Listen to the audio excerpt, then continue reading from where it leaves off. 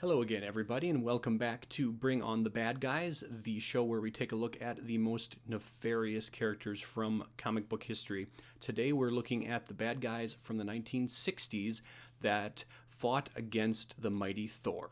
So to appear on this list, the character had to have first appeared, we're gonna nudge that a little bit as you'll find out later, but generally first appeared fighting against Thor in the 1960s in either his Thor magazine, self-titled, or Journey into Mystery, which is the comic series that Thor debuted in and then appeared regularly in until they switched names. Also, the annual magazines for both of those titles are an acceptable place to debut for these villains. So without further ado, let's jump right in to Exhibit A, or rather Exhibit 10, because of course, as you know, we're going in reverse order. So, number 10 is the Wrecker. And the Wrecker is an interesting character on this list and an interesting character to start with because he's kind of corny. You know, he has a superpowered wrecking bar, crowbar, for those of you who want to be technical. And he's kind of a thug who happens to get superpowers in a very unusual way. He gets them from the Norn Queen, Karnilla, who is trying to help Loki, but mistakenly grants Mr. Dirk Garthwaite powers instead. So that's his mouthful of a name, Dirk Garthwaite. His first appearance was in Thor 148 in January of 1968. His place of origin is the Big Apple, New York City, and of course the US. He was created by Stan Lee and Jack Kirby. Personality, pause. Quick review of the power scale. 5 categories, 5 points each. Possible total is up to 25. Personality, powers, and design are pretty self-explanatory. Mythology is everything that takes place in the comics. Cultural impact is everything that takes place outside the comics. Pop culture, movies, television shows, video games, etc. So the Wrecker ranks at a 2 for personality. Again, he's basically a common thug that gets lucky and gets powers. And speaking of powers, his powers sit at a 3. He has an enchanted crowbar and some above average hand-to-hand combat techniques and super strength and durability. So middle of the road as far as Marvel scales go, which of course include cosmic powers and threats like Galactus. Mythology 3, the Wrecker, pretty consistent as far as what kind of stories he appears in. Nothing too spectacular, but also not really any boring runs, and an interesting biography, you might say, about the Wrecker. Design 3, he appears generally in some sort of green and fuchsia / pink or purple mashup. Nothing special there, so he gets a 3. Cultural impact, he gets a 3 as well, as he has appeared in 6 animated shows, including Ultimate Spider-Man, Superhero Squad, Hulk and the Agents of Smash, Marvel Disc Wars, Avengers Assemble, Avengers Earth's Mightiest Heroes. He was also in Marvel Ultimate Alliance as a boss, mini-boss, I should say, and he was in the 90s Genesis video game based on the classic Spider-Man animated series from that time. So a little biography about the Wrecker. As mentioned, he got his powers from the Norn Queen Karnilla on accident, as she was trying to help Loki. And as corny as the Wrecker is, he makes the list because he is essentially a dark opposite to Thor. So Thor's noble, Wrecker not at all. Selfish, brutal. Thor's Asgardian, Wrecker's from Midgard / Earth, same place.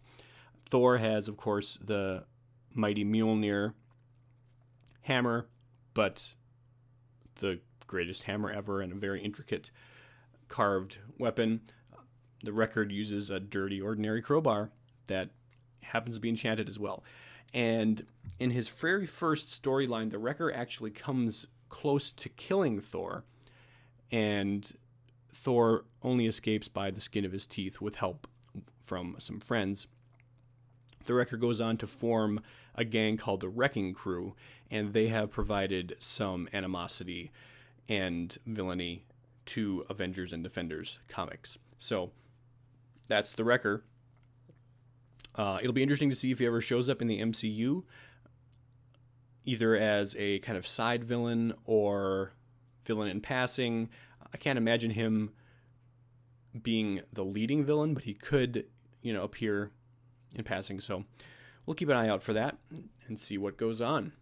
Number 9, we have Ares. And of course, when we get to Ares, we have to acknowledge that a lot of these villains, not just in the 60s, but throughout the years, come from Norse or other mythologies. So Ares is obviously the Greek god of war, and the more famous Ares villain is, of course, the DC Comics Wonder Woman foil of Ares. But Marvel also has Ares appear in their pages, and that is this character.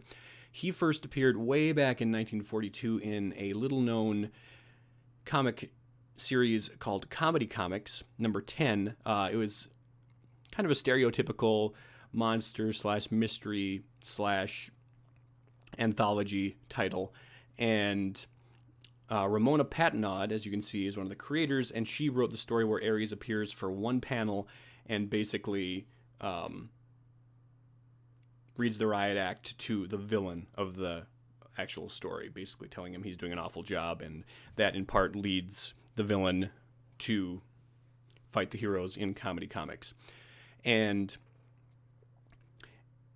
as a member of the most famous mythology, at least until recently, where maybe Norse mythology has taken over, but Ares is quite well known, and created by Stan Lee and Jack Kirby, kind of, in that the Marvel version was created by those two.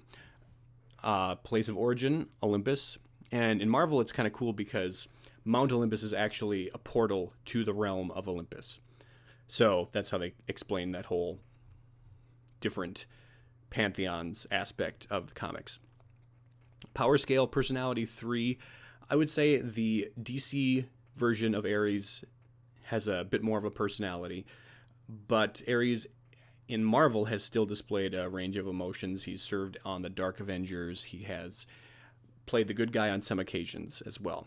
Powers 4, generally when we're talking about mythological characters who classify themselves as lowercase g gods like Thor, Loki, a lot of characters on this list, they'll almost automatically get a 4 because they are above average and almost immortal in a lot of cases. Mythology 2, and the only reason he sits at 2 in terms of mythology is that there's not a lot of incredibly unique mythology about Ares. Like you see Hercules kind of take off and do his own thing in Marvel. Thor, of course, is another example. Aside from Hercules, the Greco-Roman gods don't get a lot of space. Ares does kind of get away from that in that he gets his own series in more recent times, but still not quite enough separated from his mythological roots. Design 3, again, in the early days, kind of just very stereotypical God of War type gear. And recently a lot better, so he'll sit at 3. Cultural impact is a 3 as well. That is Ares, of course, the god of war. Moving to number 8, another character out of the pages of fiction. And by that I mean based on characters outside of the Marvel Universe who are also fictional characters. We have Mr. Hyde, real name Calvin Szabo. He first appeared in Journey into Mystery, number 99, in December of 1963. He comes from Trenton, New Jersey in the United States and was created by Stan Lee and Don Heck. Personality is a 3, and Mr. Hyde is, as you probably guessed, a Calvin's is his secret identity name. Jekyll and Hyde character. So Calvin Szabo comes up with what he calls the Hyde formula because he's a big fan of Robert Louis Stevenson's famous book, The Strange Case of Dr. Jekyll and Mr. Hyde. And Szabo says, well, what if I can create a real, quote-unquote, Mr. Hyde. And he's successful. That leads to this villain. And his personality has shifted a bit over the years. Most of the time, he hangs on to his intelligence while in the form of Mr. Hyde. Sometimes he is more brutish, sometimes not. So middle of the road as far as personality. His powers include superhuman strength, agility, durability, a healing factor. Of course, he's also a genius in several scientific fields as Zabo. Chemistry, medical research, such things as smart people dabble in. Mythology 3, Mr. Hyde's been consistent, if not spectacular villain throughout the years. Design, also a 3. There's some that just get absolutely ridiculous, muscle-bound, almost looking caveman-like. Some that utilize his more gentlemanly look, as in the picture right here, I think tends to give Hyde a little more of a creepy feel, which I think does wonders for his character. Cultural impact, also a 3. So he's actually one of the primary antagonists in Season 2 of Agents of S.H.I.E.L.D., although, unfortunately, when Zabo finally transforms into Hyde late in the season, it's not an amazing, work of special effects, unfortunately, because I did actually think Calvin Zabo, the character of Calvin, was played pretty well, even when he turns out to be the father of Sky / Daisy / Quake. He's also shown up as a boss in the Sega game Iron Man and XO Manowar in Heavy Metal. And he was a one-shot mission boss in the now-defunct Marvel Heroes online game. He's an unlockable, playable character in the LEGO Avengers game as part of the Agents of S.H.I.E.L.D. download pack. Mr. Hyde's story is a lot of vindictiveness in that story. So he, towards the beginning of his career, partners up with the Cobra, who turns into King Cobra, who didn't quite make this list. He's an honorable mention, more or less. But the Cobra is a stereotypically incompetent 60s comic book villain. And it always seems that Hyde has everything all mapped out, and Cobra comes along and messes it up. So Hyde wants to punch Cobra in the face and get upset at them, but they still work together, of course, because such is the nature of villainy. And when Hyde broke out on his own, he was a little more successful and a little more advanced in his schemes because he had more room to work with on his own. So sometimes he masquerades as Thor. That's another thing he likes to do in his secret identity because he can hide it by turning back into Calvin Zabo. In a similar way to how Thor started, in that he could disguise his identity as Dr. Blake. So that is Mr. Hyde. We go to number 7, one of my favorite characters, actually. And that is Absorbing Man, a.k.a. Carl Creel, or Crusher Creel, as his boxing name is. First appeared in... So, technically, he first appeared in Daredevil number 1. But it's a really short cameo. It's a kind of a retcon where he is actually the boxer that fights Daredevil's dad. So I put his first actual appearance here as Absorbing Man in Journey into Mystery 114 because he just shows up as a normal human being in Daredevil number 1. Place of origin, New York City, New York, again, created by Stan Lee and Jack Kirby. Personality 2. He's not a very smart cookie. I'll give him credit. He's learned to adapt his powers consistently over the years and come up with new things to try against the Marvel heroes, but still not the brightest bulb in the candelabra. Get it? Candelabras don't have bulbs. Okay. Powers 4, and that's because, so a lot of times when you think of Absorbing Man, you think, sure, he can absorb, the physical characteristics of things he touches. So he touches brick, then he has the strength of brick. He touches metal, he's as strong as iron or metal. And the times where he has been the biggest problem for Marvel heroes is when he is able to absorb characteristics of places like, say, Asgard or cosmic abilities. And those are situations where he is a very, very high level threat, which is why his powers sit at 4, even though he doesn't always access the full capacity of them. Mythology 4, he's got some really interesting stories for a kind of brute of a character. His marriage and the concept, I won't spoil who he gets married to, but there's some interesting storylines surrounding that. He has some very fun storylines when he absorbs some really weird stuff, such as in this picture where he absorbs some of the essence of the Red Hulk and, as you can see, takes on the Incredible Hulk. Design 3, very basic design where he just has, kind of striped pants, convict pants, jailbird outfit. But as he absorbs other things, the artists and creators can get a little more creative with his design. Cultural impact 3. So Brian Wade is the actor that plays him in Agents of S.H.I.E.L.D. And he appears in a couple episodes. And he also, his name actually shows up in the Daredevil Netflix series, Crusher Creel. You can see is the promotional poster for the fight against Matt Murdock's dad. He is a boss character in the 1990s Incredible Hulk video game, as well as in Marvel Ultimate Alliance 2. He's an unlockable character in some of Lego's Marvel games.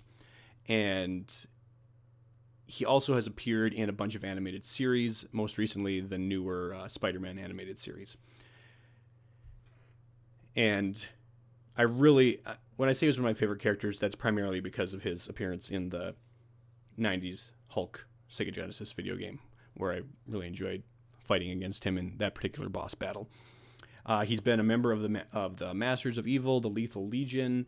He doesn't care for Hulk. Hulk doesn't care for him either. The Avengers also have fought against him.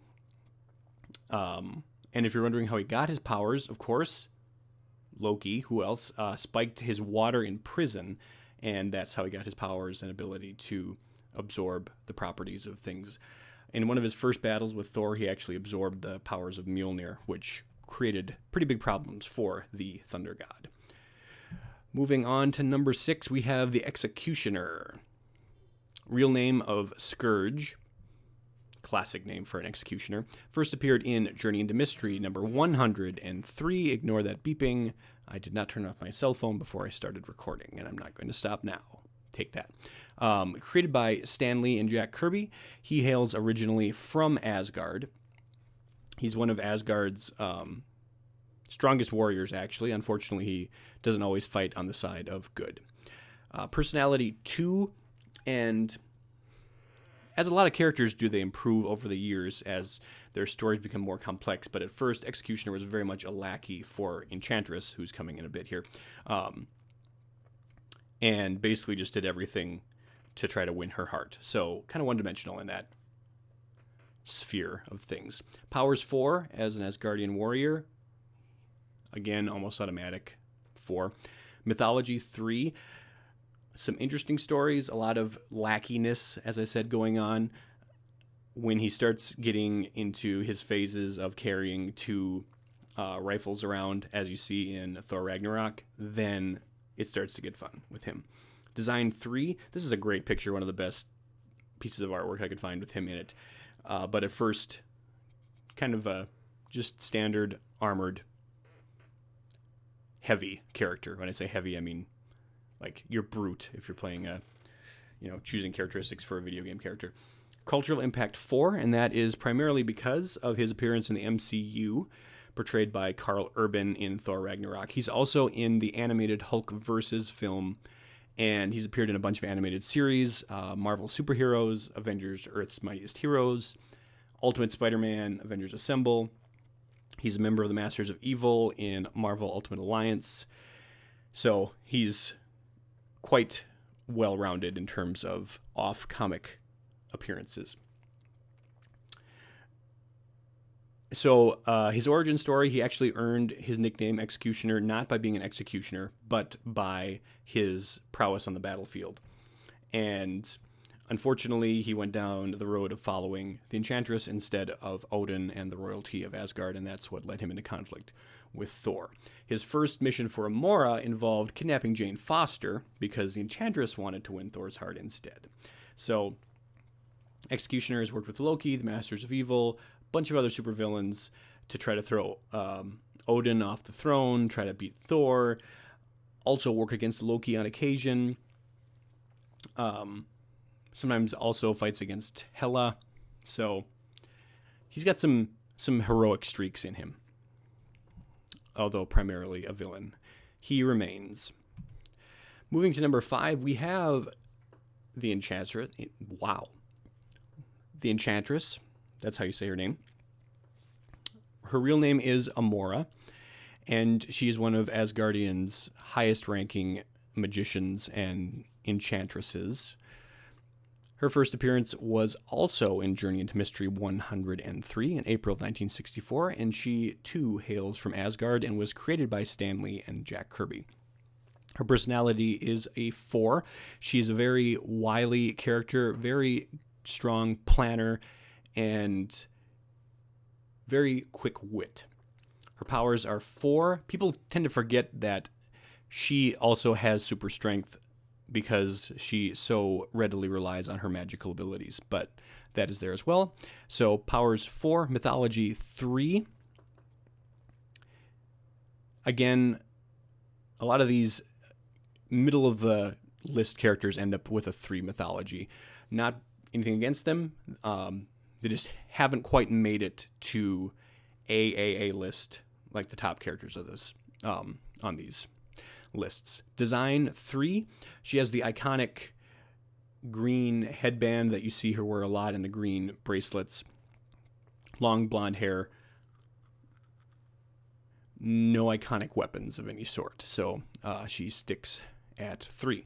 And cultural impact 3. She has not appeared in the MCU, and she is not Amora, but a different Enchantress is actually rumored and probably going to appear in the new Loki TV series. I get the feeling that characters like Enchantress and Angela, who comes later, will not necessarily be too high a priority after they used Hela, and who has a lot of similar powers in the MCU. But in other off-comic venues, she has been in Thor, Tales of Asgard, Hulk Versus, those are both animated, Marvel Superheroes, Avengers, Earth's Mightiest Heroes, Avengers Secret Wars, all animated shows. She appears in Marvel Ultimate Alliance as a member of Doctor Doom's Masters of Evil, and you can unlock her as a playable character in Lego Marvel games. And her origin is... So, in Thor lore, but you do see this kind of class of character that is well versed in magic. So you have the Enchanters and the Enchantress. And Enchantress is ranked almost as high as Loki, who is above the Enchanters. So that's where she is in the Marvel Norse mythology. One of her biggest motivations is to win Thor's heart, but she also goes after the finer things in life. She actually destroyed a planet once in retaliation for one of her necklaces being damaged. So you don't want to make her mad, is what I'm saying here. She teams up most often with the Executioner because she has him wrapped around her finger, but she's also worked with Loki, the Mandarin, Baron Zemo, Masters of Evil, and fought against quite a few Marvel characters. Hulk, Thor, of course, Spider-Man, the Avengers, and so on. Moving to number 4, we have SURTUR. And here we start to get into the really big cosmic threats that Thor tends to fight. We're not going to go over Galactus today, but he does run into Galactus and probably concerns himself with Galactus second to the Fantastic Four. So SURTUR, real name of SURTUR, of course, is primarily based on the Norse legend of Surtur, who is the one that will cause Ragnarok. He first appeared in Journey into Mystery, number 97, in November of 1966. And he comes from the fiery realm of Muspelheim, which is one of the worlds on Yggdrasil. I used to be able to say this. Yggdrasil, the World Tree. He was created by Stan Lee and Jack Kirby, at least his Marvel version. Of course, Surtur is based on the character from Norse mythology, which is hundreds and hundreds of years old. Surtur's personality is not wonderful. He's a fire demon, and he wants to destroy Asgard and is a bit of a monster. So, tactical, yes. Super intelligent, not really. So he gets a 3. Powers, 5. He is a threat on a cosmic scale. So, Odin, especially in the early days, is very worried about Surtur coming to Asgard and destroying it. And he also has destroyed planets before. In fact, Beta Ray Bill, who's a character that a lot of people are hoping to see in an upcoming movie, his planet is destroyed by Surtur as well. Mythology 3, Surtur has some really, really powerful stories, like the Ragnarok-related stories, the Beta Ray Bill-related stories, but they are few and far in between. Most of the time he pops up, he can be somewhat overpowered, so sometimes it's hard to know exactly what to do with him on the pages of comic books. Design 3, he doesn't particularly stand out in design next to other Marvel demon-type characters like Mephisto or Satanish. Horns, red, fire, spiked fangs. So, not bad looking, but not anything super crazy, although he did look really great in Thor Ragnarok. Which, speaking of, cultural impact sits at 4 because he did have that very significant role in Thor Ragnarok, where he is actually played by Taika Waititi, who is the director of the movie, in motion capture, and voiced by Clancy Brown. Thor Tales of Asgard is a direct-to-video film that Surtur appears in.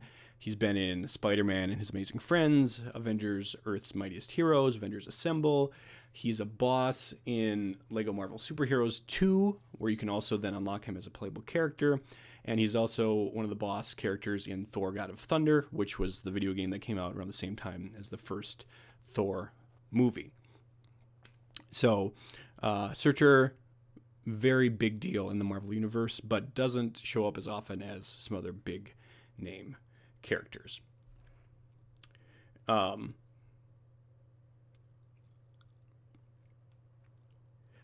His origin isn't gone into too much on the pages of the comics. His first appearance was actually in the backstories of the Thor and Journey into Mystery comics, where he just appeared in the Tales of Asgard section. But when he first appears as a threat, some of Doctor Strange's enemies have found a magical way to release both Surtur and Ymir, who is a powerful ancient ice/frost giant, to Earth and destroy it in ice and fire. And the Avengers and Doctor Strange team up to shut him down and send him back to where he is supposed to go. So, he usually can only be defeated through magic or possibly extreme cold, and usually takes some sort of Asgardian or magician to take care of him. So, that is Surtur, the fire giant / demon. Number 3, another huge character on cosmic scales, is Ego, the Living Planet. Ego's real name, which you might not know, and it's not really his real name, but his former name, is Ygros, and he first appeared in Thor 132 in September of 1966. He was created by Stan Lee and Jack Kirby, and he originated in the Black Galaxy. And Ego, in kind of a reverse Krypton type story, tried to save the lives of a bunch of people on his planet in some bizarre cosmic magical entwining of fate. He merged with planetary materials and became a living planet himself. And that all took place in the Black Galaxy, where he's later discovered by Thor, Tananile, and the Rigelians. So his personality sits at 3. He's a very bright scientist, but he's also, as Ego, not too concerned with the ways of mortals. I mean, if you're a planet, are you really that concerned with things like plotting and scheming? And you don't have a lot of threats, so you're not really going to express yourself in a variety of ways. Powers 5, the guy's a planet, one of the most powerful cosmic beings in the Marvel Universe. Mythology 3, he's got some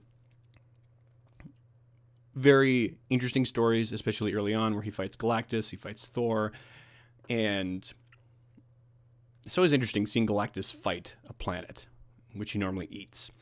So some cool stories there. There's not a whole lot you can do with living planets, so there's not a lot of amazing upper tier stories with the Ego, but he's always a very entertaining character. Design 4, and you can take this in a lot of ways. Either his classic, bearded glowing eye look that you see typically. Of course, when you get down to Ego's surface, it's always some sort of crazy environment, which is also super cool. So we get to up his design to 4 because of how you get to design a whole planet. So it always looks pretty trippy. And cultural impact 5, that is mostly due to the fact that he was the primary villain in an MCU film, which was Guardians of the Galaxy Volume 2. He is played by Kurt Russell and is classified as a Celestial. He's also shown up in the Fantastic Four and Silver Surfer 90s cartoons, Hulk and the Agents of Smash, and as a boss character in Lego Marvel Superheroes 2, where you have to fight him as a planet. He's also available as a playable character if you have the proper DLC pack. And you can actually activate pseudo planet mode, where he turns into a planet and can roll around. So very mini planet, as you can imagine. That's Ego. We move on to number 2, which is Hela, another immensely powerful character whose real name is also Hela. Big surprise. A lot of these Norse Asgardian characters, of course, they don't have secret identities. So her first appearance was in Journey into Mystery 102, which was in March 1964. It's not 100% clear where her origin is from. So the guess is Jotunheim, because there's also a school of thought that says that she is related to Loki, and that's, of course, where Loki is from. She was created by Stan Lee and Jack Kirby, with, of course, a big hand to Norse mythology, where she is normally called Hel, H-E-L, sometimes Hela, but that's where she's from. Her personality is a 3. I almost gave her a 4, but sometimes she can get really conceited and too concerned with power. So we'll leave her at a 3. Powers 5, she's the goddess of death, which is one of the most powerful things that you can be a god or goddess of. So we bumped her usual Asgardian role of 4, or rank of 4, up to 5. And mythology, Hela has some really great stories, mostly having to do with Thor, but she's a bit of a wild card, so you don't really know how she's going to react. Will she help Thor? Maybe she's going to help Loki. Maybe she's going to help Odin. Maybe she's not going to help anybody. Maybe she's going to do her own thing. Bit of a wild card, so we give her a 4. Design 3.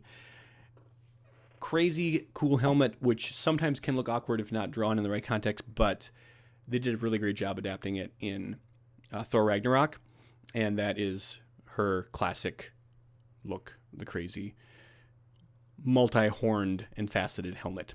Cultural impact 5, which is, of course, due to her role as the lead villain in Thor Ragnarok. So a lot of legends go around about Hela. We're not really quite sure where she comes from, who she's related to. Rumors vary quite a bit. She's the goddess of death, goddess of the dead. She basically has control over the fabric of reality in Hell, which is the realm of the dead, one of the worlds, the Asgardian world tree. And Hell is a very different place. It's not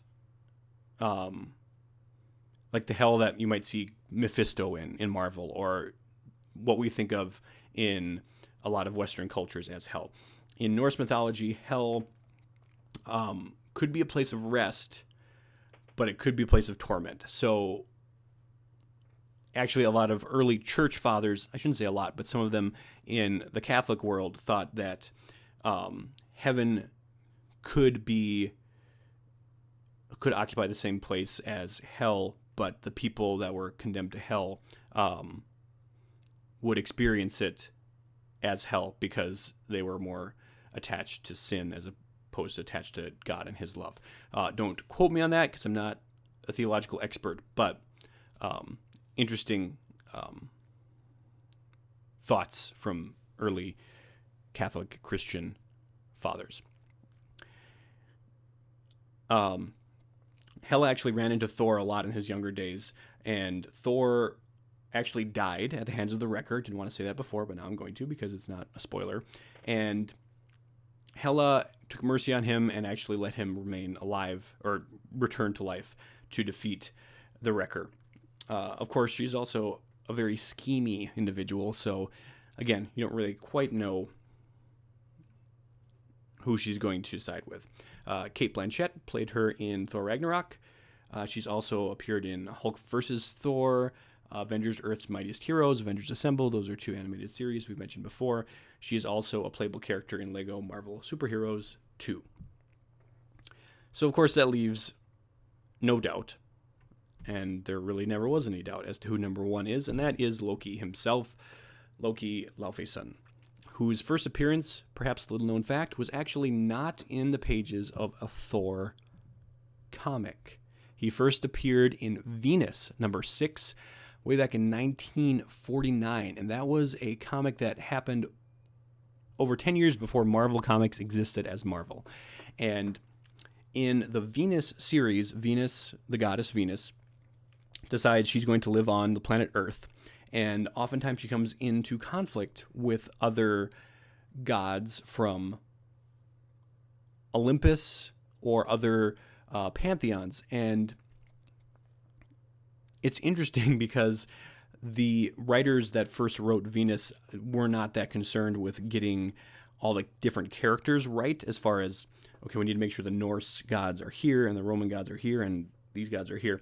So Loki actually showed up along with a lot of the other, or a lot of the Greco-Roman gods, and was one of the antagonists that Venus had to face. And so that has been confirmed to be the same Loki. So if you want Loki's first appearance, you actually have to go back to 1949 to Venus number 6, and there's Loki, who looks a heck of a lot different. And that's why I put under the created heading Stan Lee Jack Kirby, who of course developed his character in a classic way. But there's a bunch of different characters. Writers and creators. We're not really sure which one contributed the most to his creation way back in the issues of Venus. Personality 5.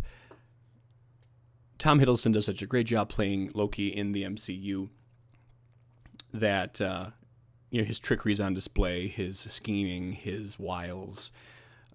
Loki is a very captivating character, and you never know what he's going to come up with next. Powers 4, and you might say, oh, why not 5? Well, Loki doesn't quite have the reach of someone like Hela, and he's not a cosmic level threat like Ego, so he remains on par with the Asgardians.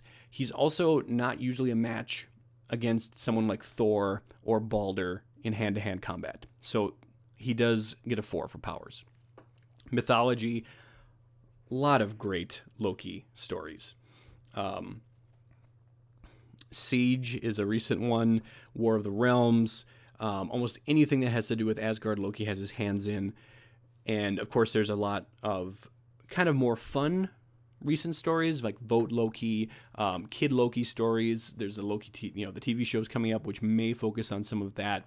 A lot of different tricky, fun, wildly compelling stories with Loki. And cultural impact 5. Loki may have the biggest cultural impact of any character we've covered so far, just because of his recent ascent to being, a very popular lead character in the Marvel Cinematic Universe. And of course, Dr. Doom and Magneto would lay claim to that title for years, and I think maybe right now as far as villains go, Loki could be number one in terms of cultural impact currently. Although over the years, certainly before the MCU existed, that was not the case at all, because that would go to Magneto or Doctor Doom or someone like Green Goblin or Dr. Octopus, one of those characters. But Loki may be his claim to fame right now.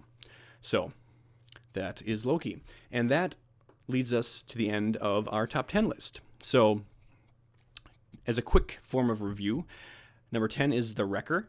Number 9, Ares. Number 8, Mr. Hyde. Number 7, Absorbing Man, Carl Crusher Creel. Number 6, Scourge the Executioner. Number 5, Amora the Enchantress. Surtur is at number 4. Ego, the Living Planet, is at number 3. Hela, the Goddess of Death, at 2. And Loki, the God of Mischief, at number 1. Those are your top 10 Thor villains. Thanks for watching this week. Next week, I'm deciding between perhaps Iron Man, perhaps Daredevil, perhaps X-Men. It's kind of a crapshoot right now. We'll see what happens. But thanks for watching. Like, comment, subscribe, all that fun stuff, and we will see you next time. Have a good one. Oh, I'm stuck. Just kidding. See you later.